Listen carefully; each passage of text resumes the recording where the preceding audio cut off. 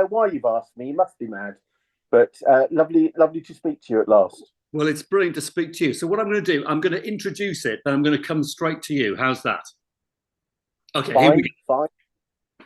All right, well, here is a very special video. My guest today is the one and only Michael Baggott. You'll recognize him. He's a very well-known character in the world of antiques, respected by all, feared by some. Check his Twitter account out to see what I mean by that. He loves antique silver. And Michael, it is my pleasure to finally meet you. Well, it's my pleasure to meet you, David. I mean, people, I think, assume that when you work on a program for years and years and years, you all know each other. But sometimes it doesn't happen. Sometimes your ships do not pass and meet in the night, and they go in different directions. But exactly. No, lovely to be here. Well, thank you for agreeing. And this is the first time that you've done a Zoom. You've got it rigged up. And have you got a special stand for your camera? What are you doing?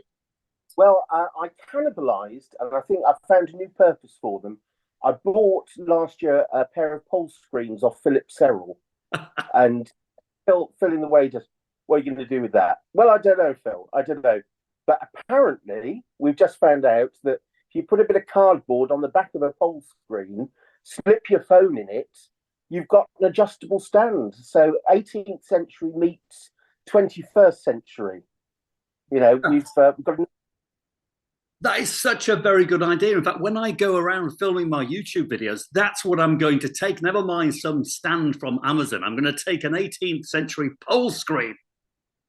Who's that man with the pole screen? And what is he doing with it? And should I call the police? No, he's fine. Now, Michael, everybody knows you from Flog It. How many years did you do Flog It for? I did. I joined Flog It despite what is on the BBC's own website. I joined Flog It in 2003, and apart from a few hiccups along the way, I did it all the way to the end. I made it all the way to the end, which was joyous. And I'd done a bit of telly before that. I started off in Going for a Song, which was revived in 1998, and I just got a phone call out of the blue from a TV producer, and I was working at Sotheby's in Billingshurst at the time, and they filmed it at Pebble Mill in Birmingham. And I didn't really want to do it because I was a bit nervous about being on television, and it was a lot of pressure. But the firm wanted me to do it, and it meant I could get an extra half a day off work. So I did it. And then a few times.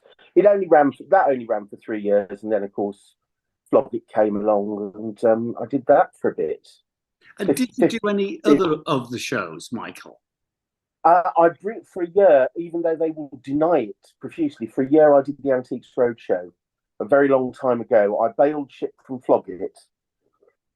I ended up doing 3 valuation days for the Antiques Roadshow, so they can't say it was a mistake because they asked me back twice. And then one of the producers, it was all going really well, David. It was all going really well.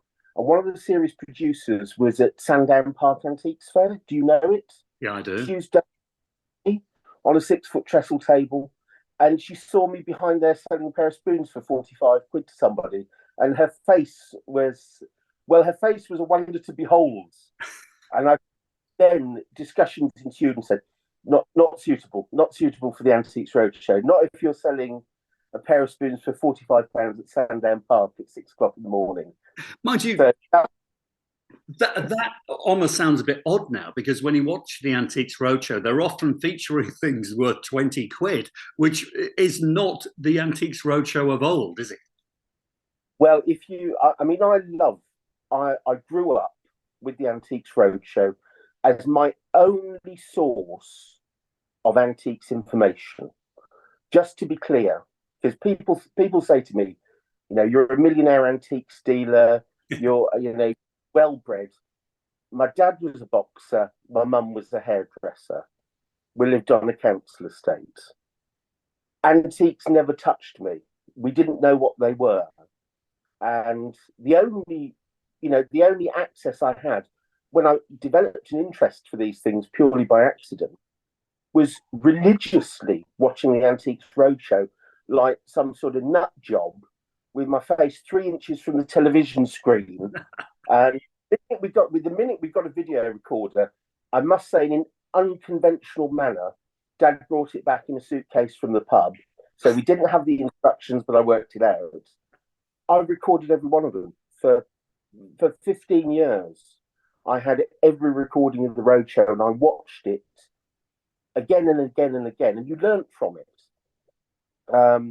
Recently, you will have seen in the last series of the Antiques Roadshow, I did a thing on Twitter, which I probably shouldn't have done. I said, let's count how many things that aren't antiques are on tonight's Antiques Roadshow. And normally they film about, it's less now, but it's about 15, 18 items on the Roadshow. And I thought it would be something like half. And we got up to 13 items which were not strictly antiques on the Antiques Roadshow. And that people will say, well, you're not moving with the times. People are interested in more modern stuff. But you're excluding from that everything that was made by human hand that's over 100 years old. It's quite a lot, David. That's quite a lot to choose from. So, and it's very hard. It's very hard for people like us and like-minded people who were, drawn into the world of antiques because of the history and the connection to real people, artisans, long gone, things you could learn from, discover fascinating stories. History and antiques are inextricably linked, and it's all of that bringing the past to life that an antique can do. And when you're handling a modern thing, it's just not the same, Michael, is it? It isn't. I mean, there's an element of wonder about it, but I mean, the program. I won't go on bashing the Antiques Roadshow because I don't like to do it. I've got lots of friends that do the program, and they still talk to me. Some of them talk to me. They obviously don't follow you on Twitter. No, and some of them say, he's over there, shoot. No, they don't. But I can just remember as a kid watching the very great David Batty talk intelligently and not down to anyone. There was none of this. Do you know what it is? It was all, he was talking to someone like he was talking to a colleague at work, which I found very refreshing, and I do like that. And he's not assuming that the person he's talking to won't understand what he's saying. And I remember him talking through what a Japanese inro was, a lovely 18th century lacquer one. And he used all the terms, Nishiji ground, Fundami edges. He didn't, go, and they've sprinkled it on and made it matte. And it wasn't a child's guide to Japanese inro. It was everything you needed to know. And if you didn't know some of the terms or some of the words, you could go and look them up afterwards. And it was engaging and refreshing and beguiling.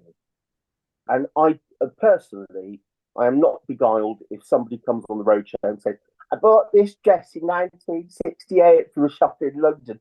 I've worn it ever since. And isn't it lovely? And it's like, yeah, love, it's a bit of old clothing. Wait, let's just give it 70 years and then bring it back. Because I'm sure the roadshow will be going in 70 years. So just time, and the time for that is not now. Oh, that's you came from ordinary background, so there was no interest in antiques from mum and dad, grandparents, and if not, where did the interest come from? Well, I write monthly stories online on a Substack called Antiques and Wraps, and I haven't done it for any other purpose than to keep myself sane. And there's one story there which is Epiphany in Stoke, and it recounts how when I was dragged round the Stoke-on-Trent Garden Festival by Mum and Nan, I escaped briefly for half an hour, and I don't know who it was. And if anybody knows, I'd love to find out. But there was one solitary antique dealer who had taken a stand at the Stoke-on-Trent Garden Festival, And I'm a little lad. I'm running about thinking, I've had enough of flowers now. Where's the slides? And I'm presented by cabinets full of antique silver, and it stops me dead in my tracks. And unfortunately, that was the road to poverty for me. No more was I going to be a barrister. I wasn't going to be a doctor. I was just going to mess about with shiny bits of old tat in a box. And, the dealer was doing no business at all. So when I was going, can I have a look at that? Can I have a look at that? She was like, yeah, have a look, have a look, have a look. So that started it all up. And my parents were appalled because I started spending my pocket money on bits of old tat. And I would bring it home and they'd go, that's a bit of old tat. Why have you wasted your money on that? And really, my mother became the great supporter of me in later years. But I would say for the first 10 years, when I came back home from Sotheby's and I went to buy things, there was still that element of, you don't know what you're doing. Don't go and spend. I remember once going to an antiques fair with Mum, and it was just a thing after Christmas. We were just getting out of the house. We weren't doing anything serious, and we were walking around. It was at Stafford, and there was a guy selling commemorative dog plates, and he had them for £3 in small, £4 in medium, and £5 in large, and that's all they were. Modern commemorative cat and dog plates. And at the back of the stand, tied with garden wire, was a small metal spoon. And I said to Mum, hang on a minute, I'll just have a look at this spoon. And I had to, I said, can I have a look at the spoon, mate? And I had to pull it free of the green wire. And I looked at it and I said, oh, this is nice. And my voice changed slightly. This is nice. How much is this? And I'm thinking, those plates are £5. This is going to be a bargain. He went, £900. £900. I said, yeah, my mate, I'm selling it for my mate. He bought it last week in an auction in a tray of cutlery for £4. He took it to Sotheby's, which was the Sotheby's representative. They said it was worth £1,000. So he give it me as £900. And I said, do you mind if I just keep it for a minute? And what I did was, because I looked at the hallmarks on it, I couldn't quite believe it. And I ran over to a bookstall because I didn't have any books with me or anything. And I got hold of their pocket guide to hallmarks. So I leafed through it. And I looked at it. I thought, oh, Jesus Christ. Gave them the book back, ran back to the stand and said, would you take a check? Because I didn't have any cash with me. And what I had in my bank was my last Sotheby's paycheck because I just left there. And he said, no, I won't take a check. I'll take 3 checks. I thought, whatever floats your boat. Why? Why? Well, I think probably so he could say to his mate, I sold for £300. You're right. I don't know the other reason. So I wrote these checks out, and I must say, my mother's face, I was spending the last of my redundancy money, if you like, on this book, was a picture. And there was just tut-tutting all the way back to the car. You fool, you've wasted, because I didn't have a job, I didn't have any money. And we got to the car and I said, Mum, this spoon was made in 1544. It's Henry VIII. Oh. First, I had to check it because I sort of half remembered it. I said, it's the first instance that you get the lion passant struck on English silver. It's the first year that ever. And the worst thing I ever did was do an antique fair 3 months later and sell it.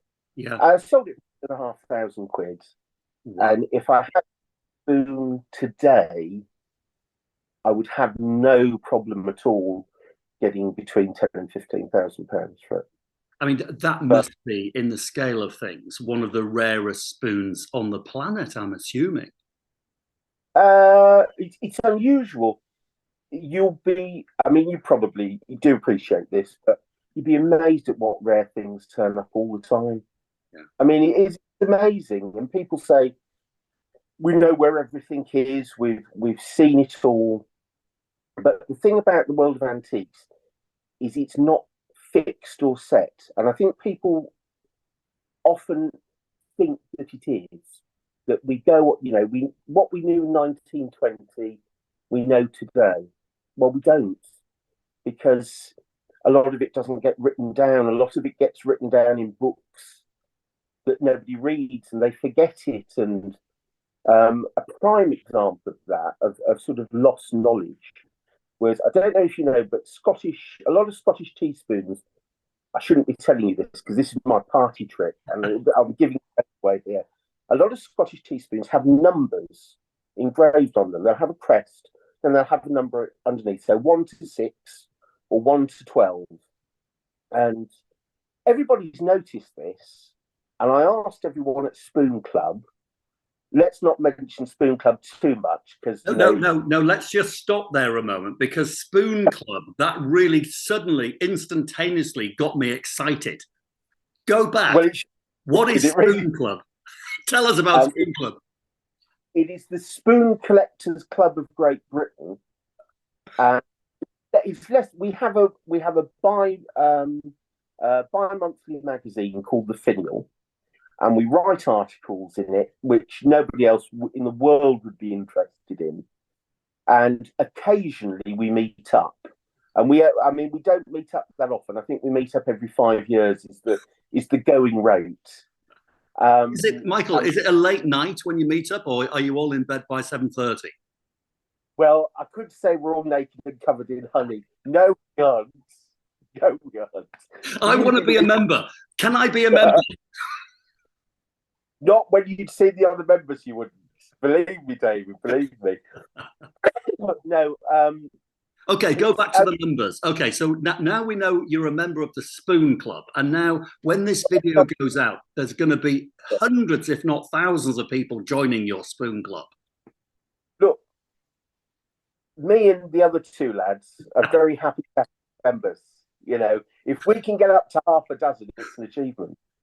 But I asked, a lot of these members are much older collectors than me, which is highly believable because I'm very old myself. And I asked them all what these numbers mean. Just offhand, we're having to. What are the numbers? And everyone had different ideas, but nobody knew. I looked at all the books, and I couldn't find out what these numbers meant. And then about 5 years ago, I went to see a very, very old collector who'd asked me to purchase items from his collection. So I went over, had a cup of tea, had a chat, was nattering away. I said, I see you've got a set of these numbered spoons. I said, would it be lovely if we knew what these numbers meant? And he went, stop you there, raised his finger and shuffled off. And he came back with a little book, which I'd never seen before. It was like a general guide to antiques and antique silver, and it was quite an ephemeral thing published in the 20s. He turned to a page, and there was a little poem in it. And it was written by a Scottish poet. And unfortunately, I can't tell you what it is because I took a photograph of it on my old phone, which I can't now charge up, but it is on there somehow. We'll retrieve it one day. And it was all about how tea was served in Scotland, and you would all have the tea poured for you by the hostess at the head of the table. You would all have it passed down to you. You would enjoy your tea, and then they'd brew another pot. And you would pass your cups back up the table. You didn't want somebody else's dirty cup, did you? Ah. Numbered spoon would rest in the saucer next to the bowl. It would be refilled and it would be passed down to you. And you would get the same cup back. Do you know, absolutely fascinating. I didn't know that. And that's, you're right, a great example of just how interesting the world of antiques is, and how you can never stop learning, and that you'd need 1,000 lifetimes to know it all. And that story of the spoons and the numbers ties in beautifully to the ritual, the ceremony of taking tea. I mean, I'm having a cup of tea now. What did it cost me? About 2p with a tea bag. In those days, with the numbered spoons, tea was a very expensive commodity. And it was a real ritual, and the numbered spoons part of that ritual. I'm going to include that in my next talk when I talk about the history of tea, Michael. I'm going to credit you for that because that is fantastic information. It's only £1 a time, David. You know, spend it as much as you like. But it's just telling that that's something that, you know, everybody knew 100 years ago, and probably everybody. And they all dropped down dead. Nobody wrote it down except in one obscure publication, and it gets lost. So we're constantly reevaluating, learning, researching, and you mustn't ever think, "Oh, we've done it all. We've done, or we know everything about that." We never will, Never, because little things keep slipping away all the time. And we discover new things all the time. So I just think it's all so very interesting that it's a shame to focus on, you know, Lego and Pokemon cards, and they'll have their day, but it's not for me, I'm afraid. Now, what is for you today? What is a daily routine for Michael Baggott? Get up, take some tablets, have breakfast, have some more tablets. No. I mean, my life changed, you know, quite dramatically with the death of my mother, and you know, I don't want to depress everybody watching. And I was quite ill years ago, which has left me with various conditions. So I don't get about the way that I used to. But thankfully, these days, with the way that the antiques business works, you don't have to get out much because it's there at your fingertips.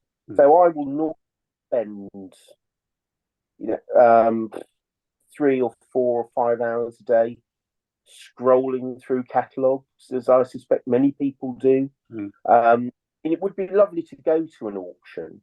And the only thing I notice whenever somebody physically hauls me to an auction and sticks me in a box and takes me, is I do end up seeing and buying things that I would never have bid on from the online catalogue. That's very much the nature of the old way of doing things. I mean, in years gone by, I would walk into an auction room or an antique shop and never failingly come out with something.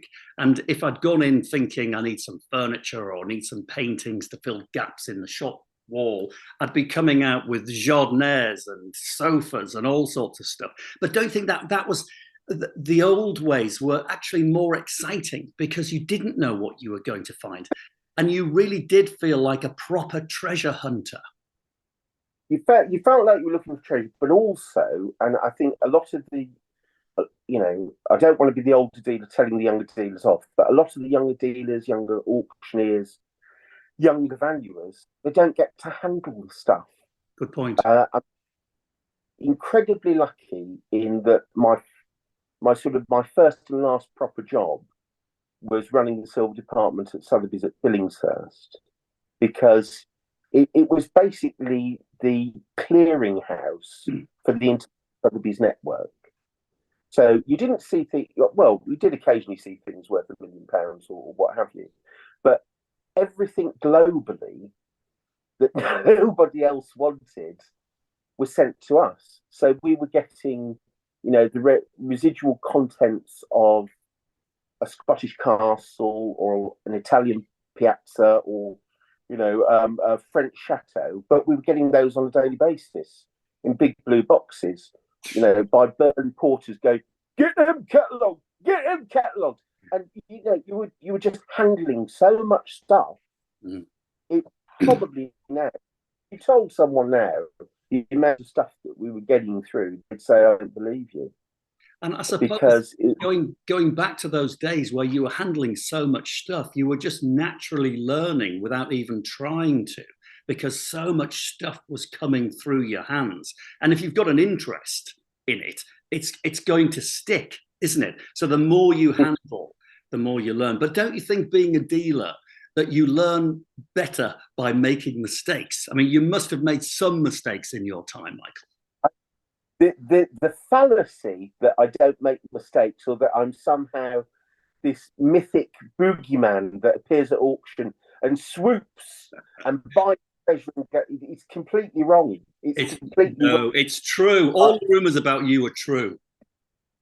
Yeah, all the bad ones are, David. I recall time because I was hooked in about 8 years ago to thinking I should buy furniture because I mean, let's be honest, between the two of us, it had never gotten so cheap. No, it's almost criminal that the prices that furniture began to make 10 years ago and still making today. 20 years ago, if you were offered that furniture at that level, it would have been stolen antique furniture. It's that cheap. In fact, if it had been stolen, it would have been more expensive than it was. It's true, because they had transportation costs to build in. Well, when I started buying furniture, because I remember going to the furniture sales and viewing them and having the catalogues and looking at them and seeing, walnut veneered chest, 30 to 50,000 pounds, knee hole desk, 20 to 30,000, and you're looking at them, and they're in the local sale, and they're 500 quid. I know, and they're 300. And I was just thinking, are they the same ones from 20 years ago that were making £30,000? So I got into buying furniture. But as far as mistakes go, I thought I'd seen online a nice Queen Anne walnut wing back armchair, which would have been lovely if that had been what it was. But it wasn't. Yeah, often the way. A 19th century copy. I bought it. The guy that delivered it came to the house, and he couldn't get it through the front door because I made that terrible mistake of not measuring the widest part of it. So I said, right, stick it in the garden then. So he had to. The garden gate wasn't wide enough. He threw it over the garden wall, and it sat in the garden for 6 months until it just rotted away. God. But and it was 500 quid. And every morning I'd I'd pass this £500 monument to my foolishness and stupidity. But we all do it. If you're not, I tend to think that if you're not at the very edge of buying, if you're, funny enough, saying that today, there's a piece of furniture in a sale for £30. I've already got photographs of it. I can't be certain that it's not 18th century or 19th century copy, and I will try to buy it today. And it could come through the door, and it will fit. I've measured it this time. It could come through the door, and it could be firewood. But it also gives you the chance of buying something exciting and discovering something. And that's what it's the excitement, isn't it? It is that treasure hunting thing. So you're still treasure hunting, but you're doing it very well, very efficiently online. Now, what about the business, the Michael Baggott business? What is it? Is it mainly silver or other objects? I buy and sell silver. And you've got your website, so I'll put a link in the video to the website. Yes, yeah. I mean, I sell stuff. I sell a lot of day-to-day stuff on eBay, or I used to before it became very difficult to sell things on eBay, which it now is. I know a lot of people that will buy things off me straight away anyway. Yeah. And then when I'm really bored, David, I put stuff on the website because it takes a while. And when I really put stuff on the website, and it always surprises me because I always expect, only 2 people in the world ever to know my website, but then I'll get a call from America or Australia and they'll say, can we have this? And I say, yeah, of course you can. But I do much less now. It's more, I'm not quite a spectator, but I'm almost a spectator now. But I still like to keep my hand in, and I like to find interesting things that I can write about mainly. Yes, you're enjoying that side of things because you're doing more writing these days. Yes. I mean, it's odd because I never liked writing at school. I never liked it as a, it used to take me half an hour to write an email to somebody, a paragraph.